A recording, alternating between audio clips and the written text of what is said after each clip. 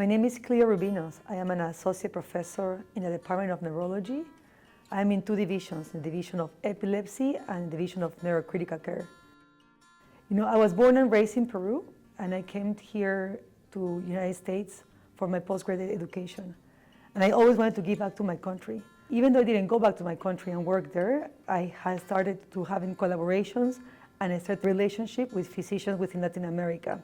One of my first invitations talks that I got within Latin America was when I was a fellow. I was talking about the use of continuous EEG monitoring in the ICU. And it was evident to me that there was a gap of knowledge and awareness of its indications and its use.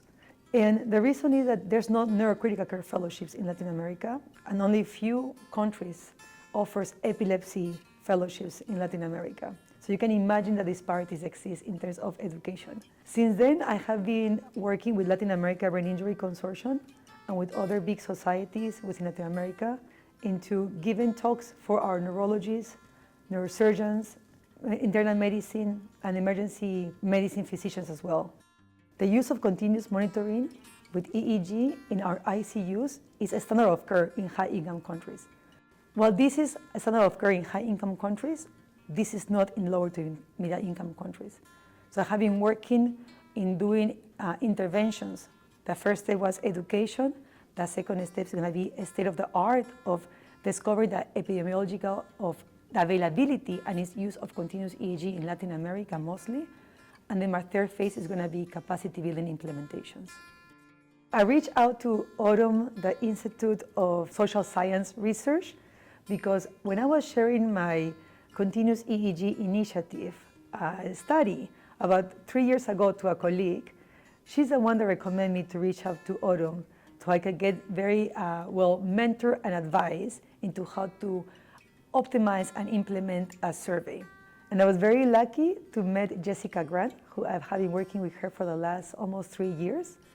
One of the most important things that I have learned from her and the experience working with ODOM in this particularly study is how to create questions and wording the sentence that you're not influencing in bias and not creating a sensation that there has to be one good answer. We have launched the survey about 4 or 5 months ago, and we have had a significant amount of response.